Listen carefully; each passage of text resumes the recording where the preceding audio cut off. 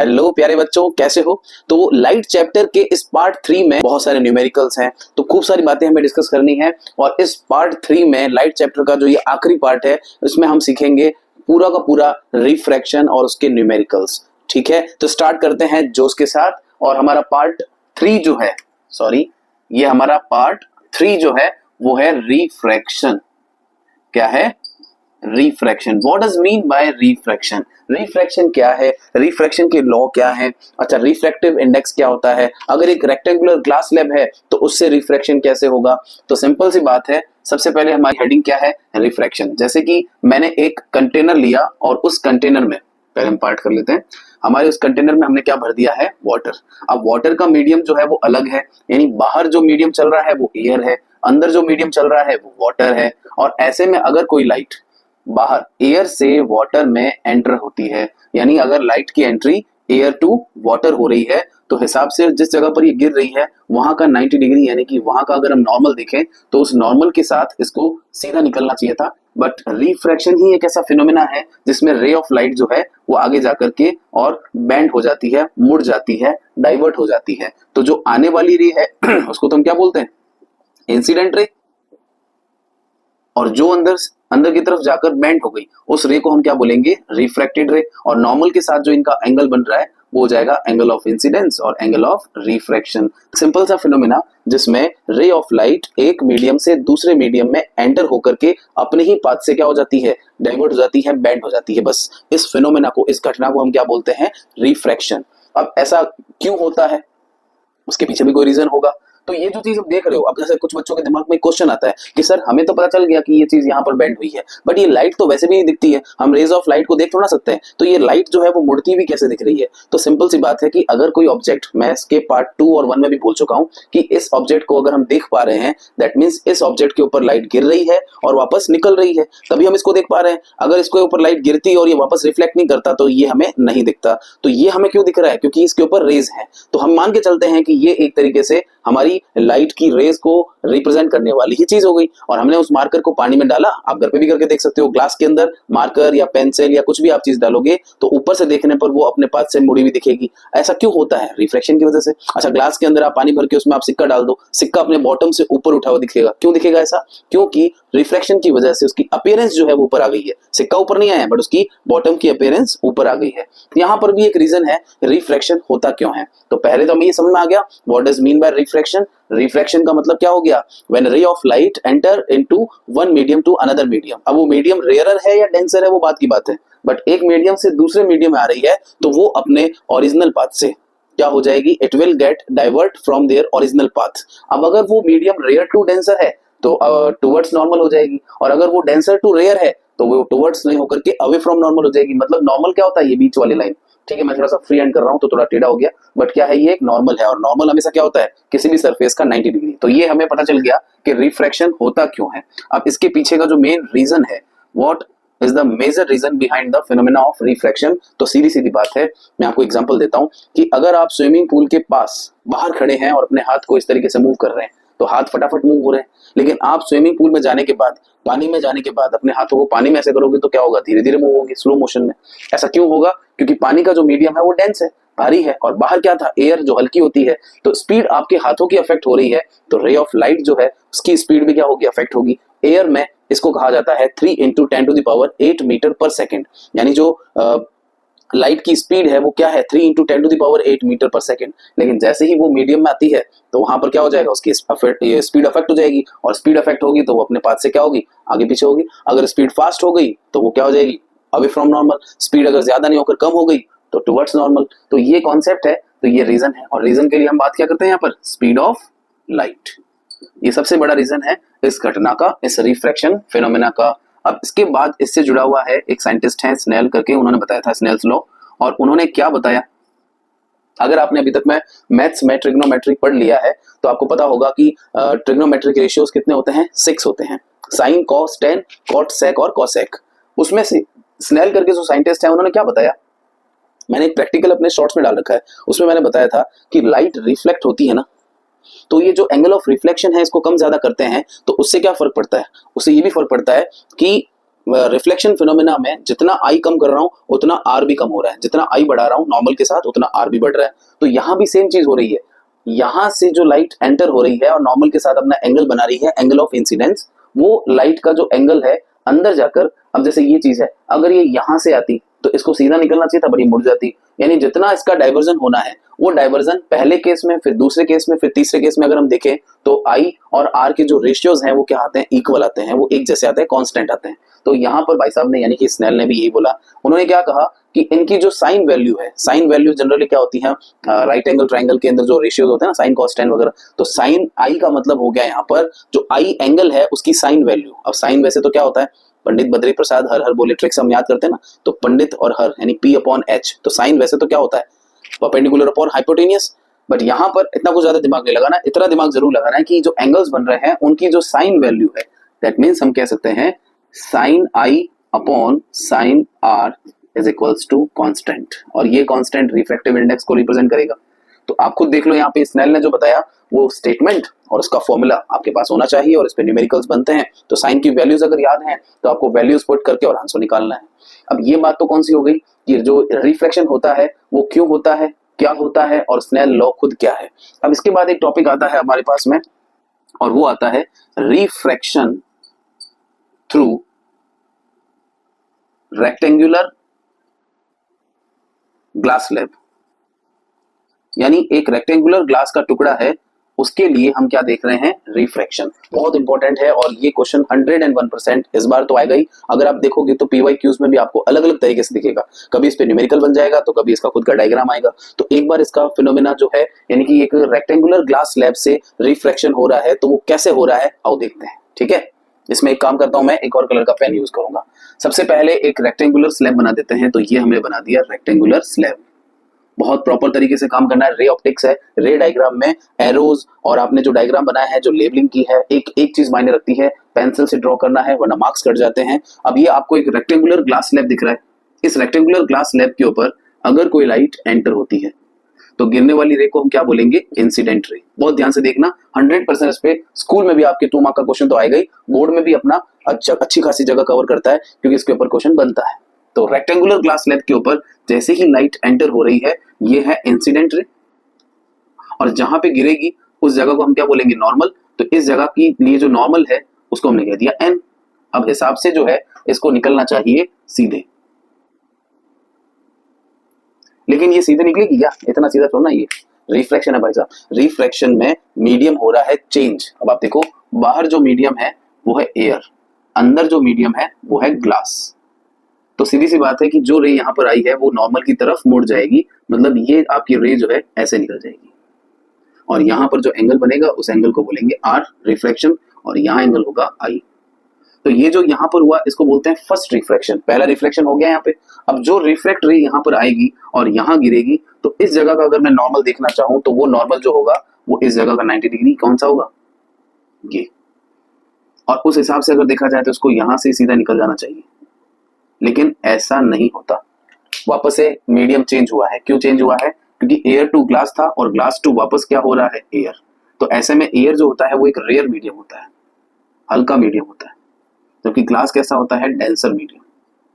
अब क्या होगा, ये टुवर्ड्स नॉर्मल यानी कि नॉर्मल से दूर चली जाएगी, और कैसे जाएगी, इस तरीके से। थोड़ा वापस बना लेते हैं, मतलब आप देख रहे हो ये लाइन इसके पैरेलल हो चुकी है, यानी जैसे आई थी मुड़ के वापस निकल गई। तो इसके पैरेलल होने का मतलब क्या हो गया, ये जो बीच में इसके डिस्प्लेसमेंट आया है इसको बोलते हैं लेटरल डिस्प्लेसमेंट। बहुत जरूरी है इसकी लेबलिंग। अच्छा, जब निकल रही है तो हो तो ये रिफ्रैक्ट ही रही है, बट फिर भी इस रे को बोलते हैं ई। ई का मतलब है एमरजेंट रे, और ये जो एंगल बनाएगी नॉर्मल के साथ उसको बोलेंगे angle E, angle of emergence. ठीक है, यानी ये जो निकलने वाली रे है, ये रे यहाँ से निकल रही है तो ये है एमरजेंट रे, और जो एंगल बनाएगी उसको बोलेंगे एंगल ऑफ एमरजेंस। और जो इसकी शिफ्टिंग हुई, यानी इसको सीधा निकलना चाहिए था बट अंदर थोड़ा मुड़कर फिर निकली, तो ये जो इसके बीच में एक डिस्प्लेसमेंट आ गया, वो कैसा डिस्प्लेसमेंट है, लेटरल डिस्प्लेसमेंट है। तो प्रॉपर रे डायग्राम और प्रॉपर लेवलिंग वाला डायग्राम तो ये है। अगर ऐसे बनाओगे तो आपको पूरे मार्क्स मिलेंगे। 90 डिग्री पर बनना चाहिए नॉर्मल, इस चीज का बहुत ध्यान रखना है। कुछ बच्चे जो है वो यहाँ पे नॉर्मल को टेढ़ा बना देते हैं, ऐसा नहीं करना है। बट जो कॉन्सेप्ट सामने आया वो क्या आया, मेन कॉन्सेप्ट बहुत ध्यान देने वाला वो ये है कि रेयरर मीडियम से जब डेंसर मीडियम में लाइट एंटर हो रही थी तो ऐसे में वो नॉर्मल की तरफ मुड़ रही थी। इसको बोलेंगे bending of light towards normal. लेकिन जब डेंसर से रेयरर मीडियम में लाइट जा रही थी तो उसको वहां पर क्या हो रहा था, दूर जा रही थी, तो वहां पर हम क्या लिखेंगे, अवे फ्रॉम नॉर्मल। ये दो कॉन्सेप्ट आपको दिमाग में डाल देने हैं बस अच्छी तरीके से। एक एग्जांपल मैं आपको देता हूं कि अगर एक बच्चा स्विमिंग पूल के पास खड़ा है और पत्थर फेंक रहा है तो क्या होगा, वो उस पत्थर को, देखो इधर बताता हूं, ये बच्चा अगर यहाँ खड़ा है और वो पत्थर फेंक रहा है तो पत्थर जब तक हवा में है सीधा जाएगा, लेकिन पानी में जाने के बाद उसकी स्पीड कम हो जाएगी और धीरे धीरे वो नीचे ग्रेविटी उसको नीचे खींच लेगी, तो वो पत्थर नीचे बैठ जाएगा। यानी जहां वो अंदर की तरफ एंटर हुआ था वहां का अगर नॉर्मल देखें तो अंदर जाकर पत्थर जो है वो नॉर्मल की तरफ मुड़ रहा है और नीचे ग्रेविटी की वजह से यहाँ पर जाकर बैठ जाएगा। ऐसा थोड़ा है कि सीधा जाकर हिट करेगा, ऐसा नहीं होता, वो अंदर जाके उसकी स्पीड कम होती है तो नीचे बैठ जाता है। तो दिमाग में रख लो कि rarer to denser medium, air to glass, अगर लाइट आ रही है तो नॉर्मल की तरफ मुड़ेगी और अगर ग्लास से रेयर में जा रही है, एयर में जा रही है तो उससे दूर हो जाएगी। ये दो मेन कॉन्सेप्ट जो है वो आपको पता होना चाहिए, जब आपके क्वेश्चन आएगा तो आपको एक्सप्लेन करना आना चाहिए। ठीक है, समझ में आ गया। अब इसके बाद जो है रिफ्रैक्टिव इंडेक्स और आगे के रे डायग्राम्स पढ़ने हैं बढ़िया तरीके से। ये समझ में आया, कैसा समझ में आया कमेंट जरूर करके बताना। अब हम आगे बढ़ते हैं। ठीक, रिफ्रैक्टिव इंडेक्स जो है और इसके बाद में एब्सोल्यूट रिफ्रैक्टिव इंडेक्स। अब ये सीखना है कि क्या होता है, फिर उसके बाद में डायग्राम की बातें करनी है। तो रिफ्रैक्टिव इंडेक्स जो है वो एक तरीके से दो मीडियम के अंदर स्पीड जो है लाइट की उसका एक रेशियो है। मतलब हमने क्या लिखा, ratio of speed of light in air and speed of light in medium. अगर एयर और किसी मीडियम में, जैसे पानी, थोड़ी देर पहले हमने क्या देखा कि हवा से ग्लास में, यानी एयर टू ग्लास स्पीड जो थी वो चेंज हुई। अच्छा, उनका जो रेशियो बना वो रिफ्रैक्टिव इंडेक्स हो गया। तो रिफ्रैक्टिव इंडेक्स जो है वो जस्ट अ रेशियो है, यानी कि दो अलग अलग मीडियम में स्पीड ऑफ लाइट जो है उनका हम क्या कर रहे हैं, डिवाइड कर रहे हैं, रेशियो बना रहे हैं। और उस बेसिस पे ही हमने क्या लिखा, it is denoted by n और म्यू। इसको एन और म्यू दोनों लिख सकते हैं और इसका फॉर्मूला आप देखो क्या लिखा है, N is equals to C upon we. यहां पर सी क्या है, स्पीड ऑफ रे ऑफ लाइट इन एयर, और वी क्या है, speed of light in medium. किसी मीडियम में है तो V और एयर में है तो C, और दो मीडियम के कंपैरिजन होंगे तो उसको बोलते हैं एब्सोल्यूट रिफ्रैक्टिव इंडेक्स। यानी यहाँ पे अगर मैं फर्स्ट मीडियम के रेफरेंस में, यानी कि पहले के रिलेटिव में दूसरे का रिफ्रैक्टिव इंडेक्स देख रहा हूँ या दूसरे के रिलेटिव में पहले का रिफ्रैक्टिव इंडेक्स देख रहा हूँ, तो कैसे देखूंगा उसको याद करने की एक सिंपल सी ट्रिक है। यानी आप अगर लिखते हो N12, दैट मीन्स 1 के रिलेटिव 2 का रिफ्रैक्टिव इंडेक्स, तो फॉर्मूला बन जाएगा speed of light in medium 2 upon in medium 1। और N21 लिखा है, that means speed of light in medium 1 upon medium 2। याद रखने की एक निंजा टेक्निक बताता हूँ कभी नहीं भूलोगे। अगर आपको N12 दिख रहा है, यानी 1 पहले है तो 2 ऊपर होगा, 2 पहले है तो 1 ऊपर होगा, यानी N12 is equals to V2 upon V1, that means speed of light in medium 2 upon in medium 1। यहाँ क्या हो जाएगा, इन मीडियम 1 अपॉन मीडियम 2। तो ये क्या है, दो अलग अलग रिलेशन में बने हुए फॉर्मूलाज हैं रिफ्रैक्टिव इंडेक्स के, जो न्यूमेरिकल में काम आते हैं। और इस पर बेस्ड जो न्यूमेरिकल हैं वो अभी आगे जो न्यूमेरिकल प्रैक्टिस करेंगे उसमें मैं आपको बताऊंगा। हम सारे न्यूमेरिकल्स एक साथ डिस्कस करेंगे टॉपिक वाइज, तो आपको और ज्यादा अच्छे से समझ में आएगा। अब बात करते हैं आगे इनके रे डायग्राम की, कि जो रिफ्रैक्शन है इस फिनोमेना में क्या होगा। तो सबसे पहले बात करते हैं कि इसको शो करने के लिए जनरली रिफ्रैक्शन को शो कौन करेगा, लेंस। रीजन क्या है, क्योंकि रिफ्रैक्शन एक मीडियम से दूसरे मीडियम में होने वाला फिनोमेना है। और लेंस भी क्या होता है, लेंस वो सब्सटेंस होता है जिसके आर पार, यानी कि लाइट जो है वो उसके आर पार हो सकती है। अब लेंस भी दो तरह के होते हैं, प्लेन लेंस और स्फेरिकल लेंस, लेकिन हमें यहाँ पर स्फेरिकल लेंस, क्योंकि प्लेन लेंस के अंदर से तो लाइट एज इट इज निकल जाएगी, कोई चेंजेस नहीं होगा, कुछ भी नहीं होगा। तो यहाँ पर स्फेरिकल लेंस की अगर हम बात करें तो कॉन्वेक्स और कॉन्केव दो हैं। उसमें भी कॉन्वेक्स लेंस को आप देखो, ऐसा नहीं लग रहा जैसे दो सर्कल एक दूसरे को इंटरसेक्ट कर रहे हैं या दो सर्कल एक दूसरे के पास हैं। यानी ये भी ऐसा माना जाता है कि स्फेयर की स्ट्रक्चर है, ये स्फेरिकल पार्ट है, लेकिन इसका पार्ट कैसा है, जो मिडल से कैसा है, थिक, और एज वाले पार्ट से कैसा है, थिन। राइट, यहां पर आप देखो मिडिल पार्ट तो कैसा हो गया, थिन, पतला, लेकिन इसका जो एज वाला पार्ट है वो कैसा हो गया, थिक। यहां से चौड़ा हो गया ना, ब्रॉड हो गया। तो ये दो स्ट्रक्चर जो आपको दिख रही हैं, इनसे क्या होगा, ऐसी स्ट्रक्चर से, तो जब इनके ऊपर लाइट जाएगी तो वो लाइट आगे जाकर के और कन्वर्ज हो जाएगी, आगे जाकर के कन्वर्ज हो जाएगी। दैट मीन्स ये क्या है, कन्वर्जिंग लेंस। इनके ऊपर लाइट गिरेगी तो गिरने के बाद आगे जाके क्या हो जाएगी, डाइवर्ज हो जाएगी, मतलब कि फैल जाएगी। तो ये क्या हो जाएंगे आपके डाइवर्जिंग लेंस। इजी है, कोई दिक्कत बात नहीं है। यानी कन्वर्जिंग लेंस, डाइवर्जिंग लेंस। इसके भी रे डायग्राम कितने हैं 6, इसकी रे डायग्राम कितने हैं 2।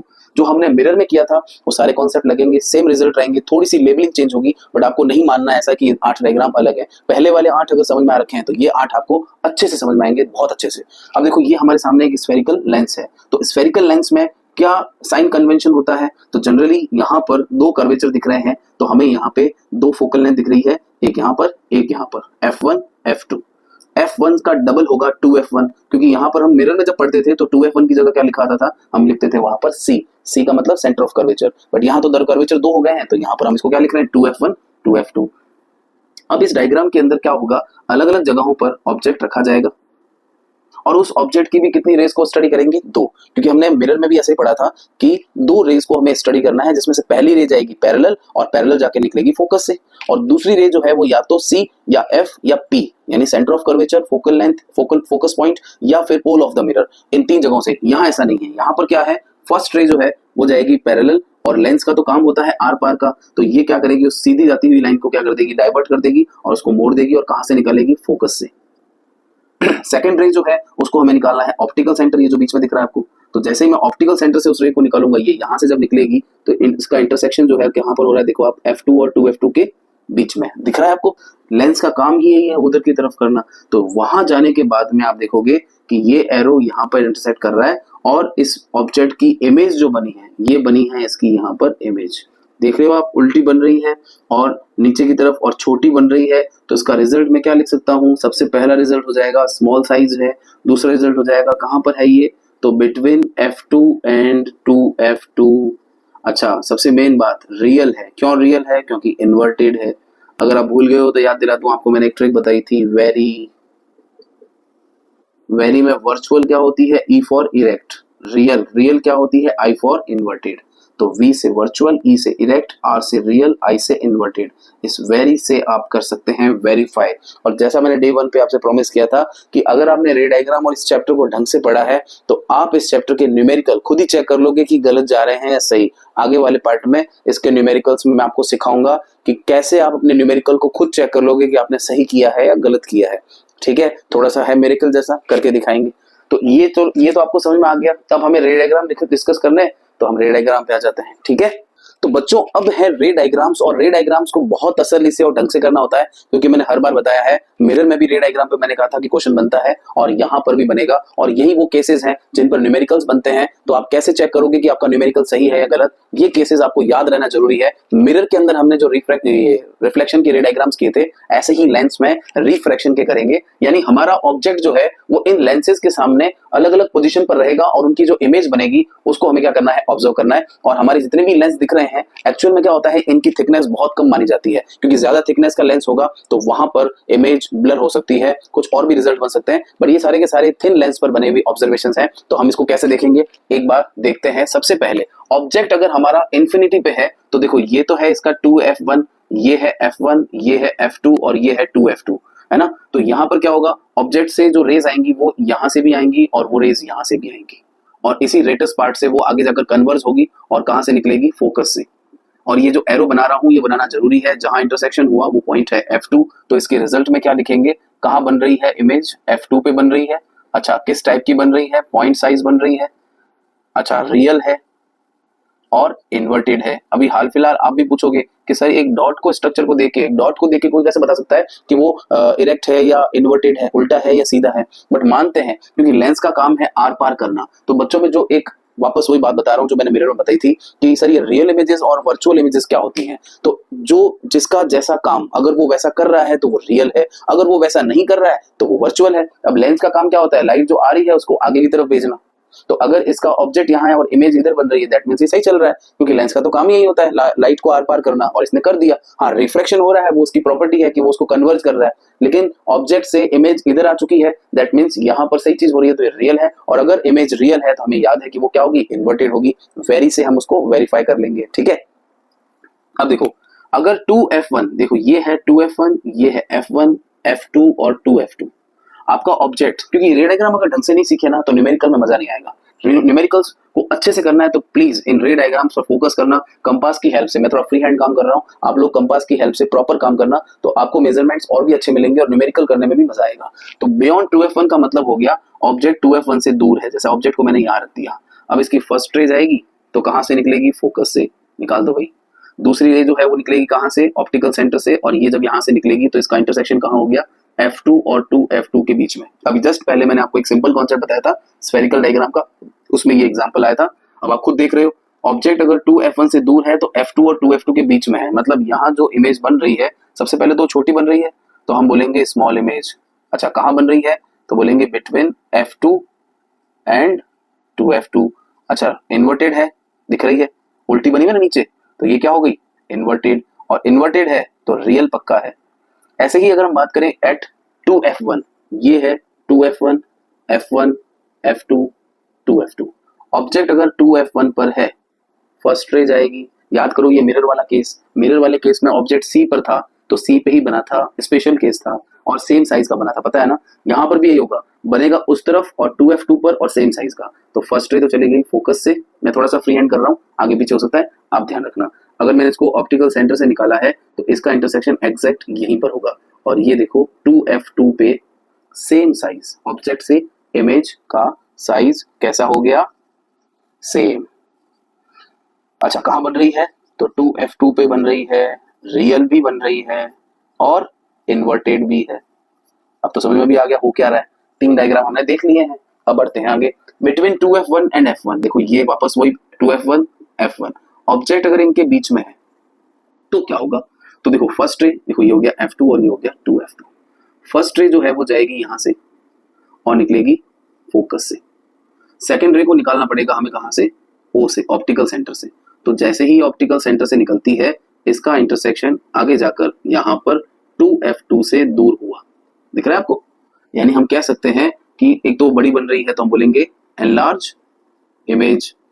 अच्छा कहाँ बन रही है, तो लिखेंगे बियॉन्ड 2f2। पता है इन्वर्टेड है, और अगर इन्वर्टेड है तो रियल भी है। बात समझ में आ गई। मिरर वाला केस याद करो, मिरर में जब हमने C और F के बीच में रखा था तो C से दूर बन रही थी और इधर बन रही थी। यहाँ भी हमने बीच में रखा है, दूर भी बन रही है लेकिन उधर बन रही है, क्योंकि लेंस का काम क्या है, उधर का है। फिर हम बात करें एट f1, तो ये देखो ये है 2f1, f1, f2, 2f2। First ray जाएगी उसकी पैरेलल और कहाँ से निकलेगी, फोकस से। यहाँ इस केस में अगर मैं इसको O से निकालता हूँ, है ना, तो देखोगे आप कि इसके अंदर ये लाइन जो है पैरेलल हो जाएगी, और जब ये एक दूसरे से पैरेलल चल रही हैं तो ना तो ये पीछे कहीं मिल पाएंगी ना ही आगे कहीं मिल पाएगी, क्योंकि पैरेलल लाइन जो होती है वो इंटरसेक्ट नहीं करती। दैट मीन्स इनफाइनाइट पे चला गया, यानी वो नाराज होकर भाग गया, तो हम कह सकते हैं कि ऑब्जेक्ट से इमेज जो है वो कहाँ चली गई है, एट इंफिनिटी। अच्छा दूर जा रही है तो बड़ी हो रही होगी, तो हम बोलेंगे हाईली एनलार्ज। वापस वही बात है, उधर जा रही है तो उसको हम एक बार तो रियली लिखेंगे और इन्वर्टेड लिखेंगे। अच्छा नंबर 6 पे है स्पेशल केस, f1 और O के बीच में, यानी ऑब्जेक्ट आपका यहां पर पड़ा है इस जगह पे, और इस तरफ हो गया f2, 2f2। फर्स्ट रे जाएगी कहां से, f2 से।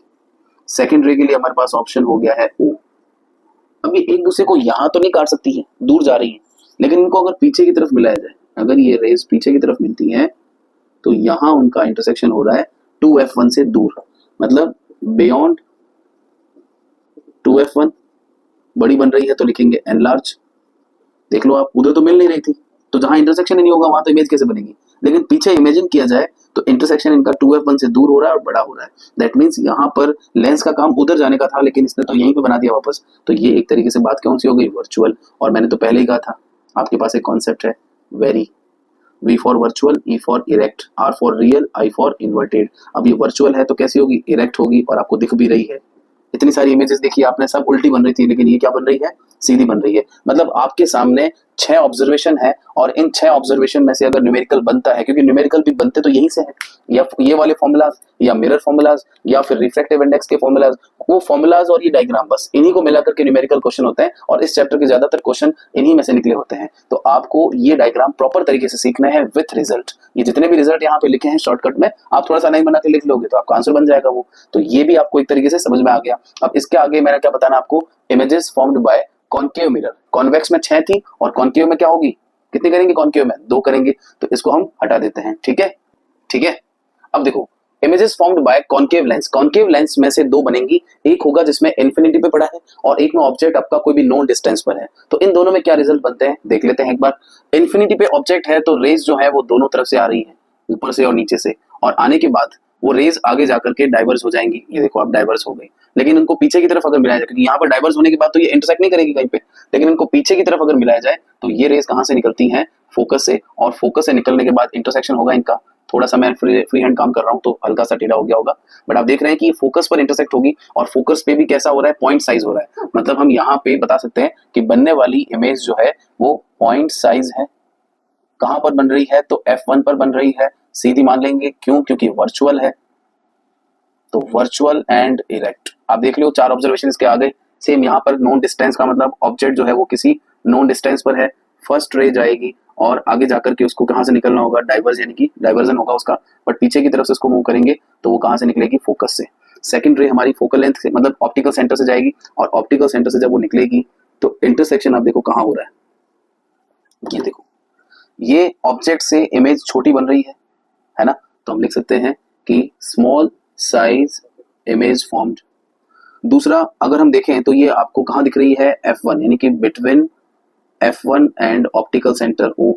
अच्छा, वर्चुअल है ये, अब तो क्लियर दिख रहा है कि इरेक्ट भी है, सीधी है। इरेक्ट का मतलब क्या होता है, सीधा। तो ये ऑब्जर्वेशन इसके आ गए। तो रे डायग्राम इसके 2 ही हैं, अच्छे से आप देख लेना। सेम वापस वही कॉन्वेक्स मिरर में जो पढ़े थे वैसे यहाँ पर भी हो रहा है। कॉन्वेक्स मिरर भी दोनों रे डायग्राम जो है वो वर्चुअल बना रहा था, ये भी दोनों वर्चुअल बना रहा है।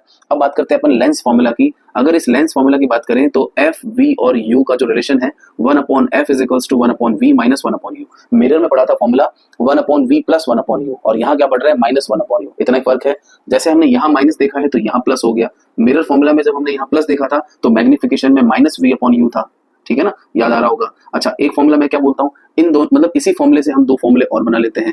1/F की वैल्यू ये है, अगर मुझे 1/V निकालना है तो मैं क्या लिखूंगा, 1/F अपॉन ये उधर वाली चीज उधर जाएगी तो क्या हो जाएगी, माइनस से प्लस, तो 1/V + 1/U। अगर मुझे U निकालना है तो 1/F - 1/, क्या कह सकते हैं इसको, ये भी प्लस हो जाएगा, और 1/V। यानी कुल मिलाकर आप देखो कि जो चीज यहाँ पर प्लस में है उधर जाकर माइनस में होगी, माइनस में है तो ये वाली इधर माइनस करना पड़ेगा। तो आपको खुद को फर्क पता चल जाएगा कि ऐसा चेंजेस यहाँ पर कैसे हुआ। अब मैग्निफिकेशन की बात करते हैं तो मैग्निफिकेशन ये तो कॉमन है फॉर्मूला जो हमने पहले पढ़ रखा है, यहाँ पर भी कॉमन है, लेकिन माइनस की जगह यहाँ प्लस आ गया। और एक और ऑब्जर्वेशन मैं आपको हर बार बताता हूँ, जब आप मैग्निफिकेशन सॉल्व करोगे तो वैल्यूज को रखने पर मैग्निफिकेशन की वैल्यू = 1 आ जाए, दैट मीन समझ लेना कि ऑब्जेक्ट से इमेज क्या बनी है, सेम साइज की। मैग्निफिकेशन की वैल्यू अगर कभी भी 1 से कम आ जाए, मतलब 0.1 से 0.99 तक, तो इसका मतलब ये है कि वो आपके स्मॉल साइज में इमेज बनी है। और अगर मैग्निफिकेशन की वैल्यू 1 से ज्यादा आ जाए, 1.2, 1.3, 1.5, तो वहां पर आप समझ लेना ऑब्जेक्ट से इमेज एनलार्ज, यानी कि बड़ी बनी है। तो ये कॉन्सेप्ट मिरर में भी काम आता है और यहाँ भी काम आता है वेरीफाई करने के लिए। अब इस चैप्टर का सबसे लास्ट टॉपिक, मतलब power of lens. Power of lens क्या है, एक लेंस जो होता है वो आने वाली रेज को फैला देता है, कन्वर्स कर देता है। तो ये जो पावर है वो क्या है, तो थ्योरेटिकली अगर फॉर्मूला वाइज देखें तो it is a reciprocal of focal length of the lens. मतलब किसी भी लेंस की, एक एग्जांपल देके बताता हूँ, किसी भी लेंस, हमने कॉन्वेक्स पढ़ा था ना, कॉन्वेक्स, तो किसी भी लेंस के लिए अगर हम देखें तो आने वाली रेज या तो कन्वर्स होती है या फिर डाइवर्स होती है, तो उसको अपने ओरिजिनल पाथ से मोड़ने का जो पावर है वो पावर किसका है, लेंस का है। तो it is a reciprocal of focal length of the lens. इसको डिनोट करते हैं अपन किससे, P से। अच्छा, इसका जो यूनिट है वो क्या है, डायप्टर, जिसको डिनोट करते हैं D से, कैपिटल D से। तो फॉर्मूला होता है P = क्या लिखा हमने, रेसिप्रोकल, यानी उल्टा, P = 1/F। कब, if F is given in metre. अगर मीटर में वैल्यू दे रखी है 3 मीटर, 4 मीटर, 5 मीटर, तो F अगर मीटर में है तो फॉर्मूला होगा P = 1/F। और अगर if F is given in centimetre, अगर F की वैल्यू सेंटीमीटर में गिवन है तो फॉर्मूला होगा 100/F। तो ये जो आप देख रहे हो, एक फॉर्मूला ये और एक फॉर्मूला ये, दोनों में क्या फर्क है, एफ की वैल्यू, किसी भी लेंस की फोकल लेंथ अगर दे रखी है मीटर में तो फॉर्मूला 1/f होगा, और अगर सेंटीमीटर में है तो 100/f होगा। अब यहाँ पर बच्चों आपका चैप्टर जो है वो अच्छी तरीके से खत्म हो चुका है। स्माइल के साथ में हमें अच्छा भी लगा है या नहीं है, आपको जैसे मुझे वापस इसके बारे में इसकी बोलते हैं कि बताना है कि कैसा लगा क्या लगा, तो कमेंट करके जरूर बताना। और ये भी बताना कि इस वीडियो में ऐसा कौन सा पार्ट था जो आपको पहले कंफ्यूज कर रहा था लेकिन अब अच्छे से समझ में आ गया, है ना। तो ये सारा जो हो गया है ये तो चलो क्लियर है। अब मेन बात करते हैं फिजिक्स के न्यूमेरिकल्स। इसके अगले पार्ट में यानी कि पार्ट 4 में, जो इस चैप्टर का लास्ट पार्ट होगा, उस पार्ट 4 में हम क्या करेंगे, पूरे चैप्टर के टॉपिक वाइज ऐसे ऐसे चुनिंदा यानी कि सेलेक्टिव न्यूमेरिकल्स करेंगे। जो न्यूमेरिकल्स अगर आपने एक बार मेरे साथ कर लिए, 10 से 15 होंगे, ज्यादा नहीं होंगे, तो मैं ऐसे ऐसे पैटर्न्स क्लियर कर दूंगा कि न्यूमेरिकल आपके सामने कभी भी आ जाए वो आपको नहीं डराएगा, जबकि आपसे वो डरेगा, क्योंकि अब है ऑनलाइन क्लास।